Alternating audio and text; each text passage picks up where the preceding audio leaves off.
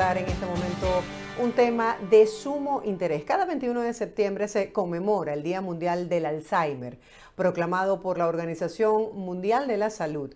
Esta se considera como la nueva epidemia del siglo XXI. Se estima, escuchen bien, que para el año 2050 el número de personas con Alzheimer ascienda a 131.5 millones en todo el mundo. Para hablar de cómo se trata y qué pueden hacer quienes la padecen y sobre todo los familiares, está con nosotros el día de hoy la doctora María Luisa de Aldana, quien es psiquiatra. Doctora, feliz de compartir con usted. Bienvenida.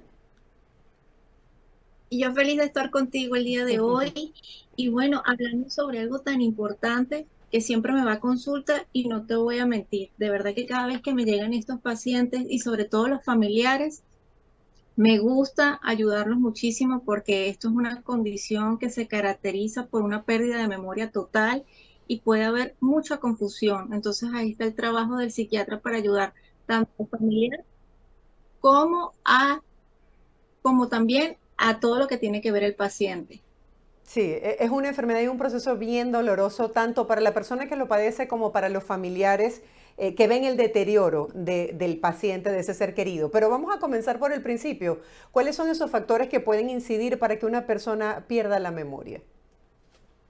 Ok, siempre vamos a estar pendiente del familiar, bueno, o como otros familiares que no están pendientes, pero vamos a denotar ciertas características. Aparte de la pérdida de memoria, va a ser cosas que nos va a causar al principio risa o puede que nos asuste. Sí.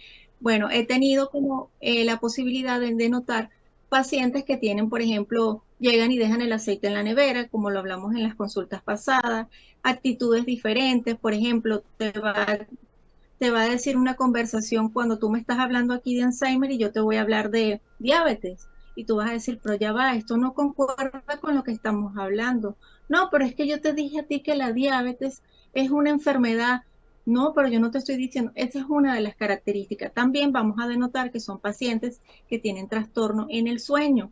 No van a dormir, puede ser que en la madrugada se levanten, como yo tenía una paciente, a organizar el closet o también a quitar toda la ropa y a la mañana siguiente cuando el familiar va a buscarlo, ve que hizo desastre. Esto es uno de los comienzos. Entonces, ¿qué pasa? Van al psiquiatra, cuando el familiar se entera de el diagnóstico, tiene una total negación también. A veces le cuesta aceptar este tipo de diagnóstico y resulta y acontece que como yo acepto ahora que mi papá o mi mamá o hasta un abuelito tengan Alzheimer. Ahora, ¿cómo diferenciar el olvido de cosas rutinarias con síntomas como tal de Alzheimer? Porque tengo personas cercanas que comenzaron así, iban a un lugar y se les olvidaba cómo regresar a la casa, o de pronto jugando cartas se les jugaba se les olvidaba si habían jugado o no. Entonces, uno dice, bueno, ¿será propio del despiste o es que hay un deterioro ya mucho mayor? Hay que notar si estamos pasando por un grado de estrés, ¿verdad? O alguna situación muy avasallante que nos cause problema en el olvido, tenemos que organizarnos y decir, ah, no, pero aquí está pasando una situación, aquí estamos viviendo un estado donde estamos angustiados, donde estamos ansiosos, se me están olvidando las cosas y mi atención está ubicada en otro lado. Eso sí puede llegar a ser normal por el tipo de situación que estamos pasando.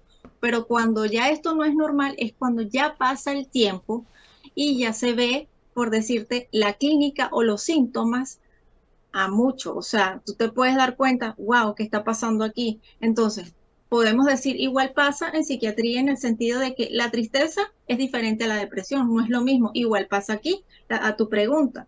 La atención puede estar enfocada en otras cosas y podemos tener problemas de olvido cuando tenemos algún problema en la situación de estrés, en una situación donde no podemos hacer más nada y estamos, wow, no podemos, nos colapsamos. Pero también está este del Alzheimer, que es muy diferente cuando ya pasa cierto tiempo y no hay ningún cambio. Entonces ahí es donde debemos buscar ayuda. Si el paciente obviamente a veces no se da cuenta que está teniendo esta condición, el familiar o el amigo o el vecino más cercano, como me ocurrió hace poco en consulta, que fue el vecino quien lo lleva a consulta. Y él decía, no, pero es que yo no tengo nada, pero él me ve cosas. Entonces, ya después del diálogo, conversando con el vecino, nos dimos cuenta que sí había un deterioro bastante progresivo y bueno, se llamó al familiar porque estos familiares no se encuentran en el país y obviamente el señor estaba sufriendo de un Alzheimer. Ahí sí podemos decir que sí. Que son evidentes y se hace, supongo, más fácil diagnosticarlos, pero ¿hay algún tipo de examen o prueba en especial que ustedes realicen para diagnosticar el Alzheimer? Bueno, estamos. Primero, mayormente el médico venezolano, una de las cosas que nos denotamos es por la clínica, todas esas manifestaciones, pero también todo lo que son las resonancias, ¿ok? Ah, ok. No hay ninguna prueba de sangre ahora que nos diga así como que, ay, sí es esto, no. Como me dijeron en estos días que estábamos hablando, no, es que ese Alzheimer es contagioso, tampoco es contagioso. Puede ser hereditario, pero contagioso no es, así que no venga a hablar lo que no es. ¿Qué puede ser? Exámenes con resonancia magnética, y podemos denotar todos los daños cerebrales que ocurren en ese cerebro y podemos diagnosticarlos junto al neurólogo, junto al psiquiatra y también hacer un acompañamiento psicológico con todo lo que tenga que ver el psicólogo. Doctora, ¿quiénes pueden heredarlo? ¿Son familiares directos? Sí, sí, he tenido pacientes que si mamá ha sufrido, ellos también han tenido. En algunas ocasiones no, pero si pudiésemos decir un 50 y 50%, porque ¿qué pasa? Hace poco tuve un familiar que papá y mamá tenían Alzheimer y obviamente el hijo tuvo. O también puede haber el caso de que mamá tenga Alzheimer y también el hijo pueda tener o papá. Pero ¿qué pasa? Una de las cosas que yo siempre digo en consulta es la prevención. Si ya sabemos que mi mamá tiene una condición como el Alzheimer o mi papá, es cuidarnos más de lo normal, porque ¿qué pasa? Siempre estas personas han tenido alimentaciones altas en azúcar, no hacen ejercicio, tienen una vida estresante, todo eso. O sea, es una de las cosas que podemos hacer como una medida de prevención. Eso no significa que nos dé, pero tenemos una medida de prevención para poder cuidarnos sobre esta condición que es bastante vamos a decirlo así, dolorosa para los familiares. Porque ¿qué pasa? Se olvida el recuerdo de muchas veces del mismo familiar. Entonces, cuando el familiar te viene a consulta y te dice, doctora, es que mi papá me está viendo mal, me ve con ojos de odio, yo le tengo que decir, ese no es tu papá. Lo que pasa Claro. es que obviamente él está reaccionando así debido a la condición. Pero muchas veces llega el familiar con trastorno depresivo porque mi papá no era así, mi papá era una persona muy dulce y ahora lo estoy viendo agresivo, típico. Esta es una de las manifestaciones, la agresividad de esta enfermedad. Y es por eso que a veces vienen los familiares también asustados, que le puedo ya indicar a mi papá va a estar dopado. O sea, y como psiquiatra yo también tengo que negociar el papel con el paciente y el familiar para que ese paciente no esté dopado, porque la intención es tener a un paciente operativo. Entonces, una de las cosas que yo recomiendo en consulta es que este paciente siempre esté en su entorno familiar, esté ocupado haciendo un juego como es memoria, siempre decirle al familiar que le diga qué hora es, papá, qué día es hoy, que tenga un calendario y el paciente lo pueda tachar. Es uno de los ejercicios que hay. Y de hecho, hasta un mismo álbum de fotos de recuerdo también es muy importante para estos pacientes. ¿Cómo se evita que el paciente caiga en depresión, por ejemplo? Porque debe ser muy duro que sepas a dónde te va a llevar la enfermedad y es a tener el olvido incluso hasta de las personas que más quieres. Sí, sí. ¿Cómo evitar? Bueno, eso es algo inevitable, por decirlo así, pero siempre el acompañamiento psiquiátrico y psicológico está ahí para poder ayudar, ya sea con el uso de fármacos o con el uso de terapia psicológica, ¿no? Pero indiscutiblemente esto es algo que obviamente al paciente y tanto al familiar le va a afectar muchísimo, muchísimo, porque ahí es donde vienen todas esas cargas. ¿Y qué va a pasar cuando el familiar se entere que eh, ya no va a poder tenerlo más en su memoria, que la misma persona no va a ser tal cual como él lo era antes?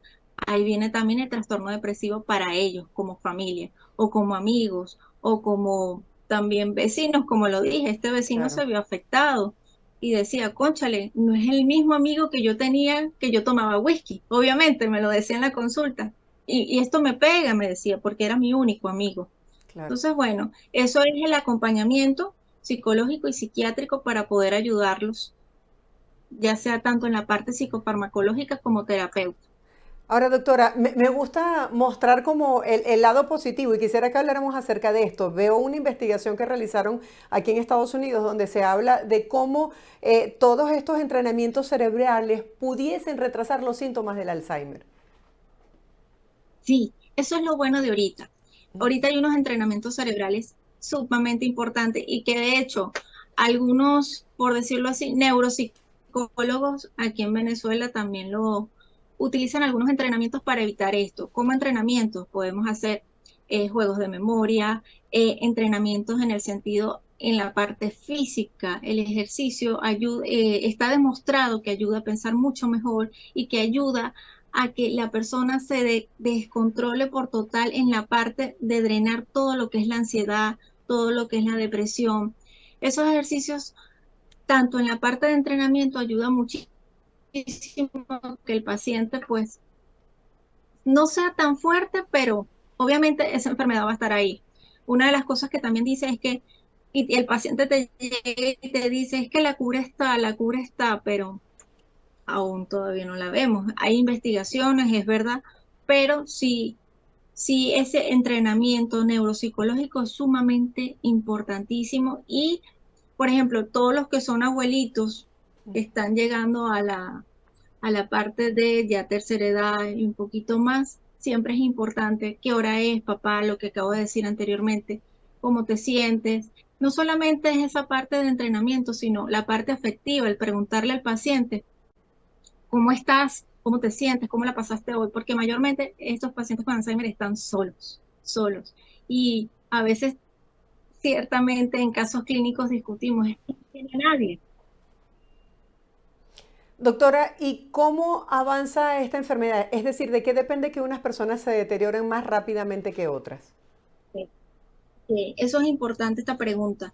Una de las cosas que hace que más se deteriore es que no tenga una buena alimentación y una buena parte en cuanto al tratamiento psicofarmacológico. Si no hay un buen tratamiento también en la parte psiquiátrica, estos pacientes decaen, pueden estar más agresivos, pueden estar inclusive tanto agresivos como más lentos, pueden estar desanimados, pueden estar muchísimo más ansiosos. Entonces, ¿qué pasa? Empieza también otro grado más de incoherencia. Si estamos hablando aquí, como te dije, de Alzheimer, yo te salgo con diabetes y con cáncer. Sí. Entonces, si no tenemos tratamiento, si no tenemos una buena alimentación y sobre todo la atención familiar, uno dice, ay, pero la atención familiar, sí, eso es muy importante. Muy importante. Y si no hay una atención familiar, hay que buscar un centro. Sí, que los centros están muy caros, pero como yo dije, hasta un vecino te puede ayudar en estos momentos para tu poder tener, aunque sea una atención. Pero una de las cosas importantes, la alimentación, la parte física y la parte del tratamiento psicofarmacológico. ¿Qué tan difícil es conseguir estos medicamentos en Venezuela? No, porque mayormente son antipsicóticos, sí se ha conseguido, sí se ha conseguido. Hay algunos que son costosos, como puedo decir la memantina, no sé más o menos, pero siempre he tenido pacientes que me dicen, bueno, la memantina es un poquito más costosa, doctora, pero los antipsicóticos son un poco más accesibles, que son los ayudan en la parte conductual y de hecho hasta para el sueño. Y bueno, es un poquito más accesible, por decirlo así, y a veces hay en algunos hospitales que te pueden dar la medicación como en el caso que a veces hay donaciones del ministerio o hay donaciones de algunas otras organizaciones que te pueden ayudar con ese tratamiento. Ya hay niveles más avanzados, ¿cuál es el acompañamiento o qué pueden hacer los familiares? Porque también se convierten en pacientes porque se vuelven víctimas de todo el proceso y del cansancio físico y emocional. Sí, eso se le llama síndrome del cuidador. El síndrome del cuidador es aquel paciente, por decir, es un paciente también, pero es aquel Sí. cuidador que da la vida por el paciente. ¿Y qué pasa? Pierde su estilo de vida. Yo tenía una vida, pero ahora me dedico a cuidar al abuelo, me dedico a cuidar a mi papá, porque realmente enfoqué mi vida en todo eso. Entonces, ¿qué les recomiendo yo? Siempre buscar la ayuda, ya sea con otra persona, ya sea con un personal de enfermería. Hace poco me llegó un señor con 96 años, ya avanzado, la nieta estaba sumamente cansada, la nieta acaba de dar a luz, imagínate, y una de las cosas que yo le dije fue, mira, tienes que tener a alguien que te ayude, alguien de enfermería, alguna persona de la localidad, y sí, consiguió. Ojo, una cosa muy importante es que a veces para pagar estos personales de enfermería también es Es costoso, costoso. pero la muchacha buscó ayuda y ciertamente pudo avanzar en cuanto al abuelito, pero cuando ya esto está muy avanzado hay que buscar ayuda, porque solo no vas a poder porque esto es una carga fuerte, y lo digo no carga en el mal sentido de la palabra, sino que es bastante demanda de trabajo, porque a Claro. veces estos abuelitos necesitan pañales, necesitan un poco más de atención en cuanto a la alimentación. A veces no puede ser sólida, sino una alimentación líquida porque el abuelito no quiere comer. O sea, es difícil y desgastante para el familiar. Sí, ya, Por ya para eso uno finalizar, tiene, doctora, las expectativas de que la ciencia logre algún avance en el tratamiento para esta enfermedad. sí, yo sí considero que sí, más adelante, y que las expectativas son muy grandes, no solamente mías, yo creo que de muchos médicos aquí, Ujú. de muchos médicos y de muchos familiares, la expectativa, no solamente como el Alzheimer, sino como con todas las enfermedades. Pero sí, expectativas grandes sí tenemos. Y bueno, ojalá sí pudiese haber una cura porque esto ayudaría muchísimo, muchísimo, muchísimo, Sí. mm, a tener una mejor condición, a tener una mejor vida, o sea, porque para muchos familiares me describen que esto es algo que es lo peor que les ha pasado en su vida porque tu papá borra la foto tuya de su memoria. Entonces, eso es algo muy Claro. doloroso para ellos. Gracias por estar con nosotros, doctora, y sobre todo por las recomendaciones de lo que sí podemos hacer y tiene que ver con alimentación adecuada, los efectos del azúcar que tenemos que poner de nuestra parte y ejercicios para evitar este tipo de enfermedades. Y Muchas desde gracias ya, por estar aquí. que estés muy bien. Un beso Gracias. enorme. Un abrazo. María Luisa Daldana, ella es psiquiatra, compartiendo el día de hoy con nosotros. Recuerden que este 21 de septiembre se conmemora el Día del Alzheimer.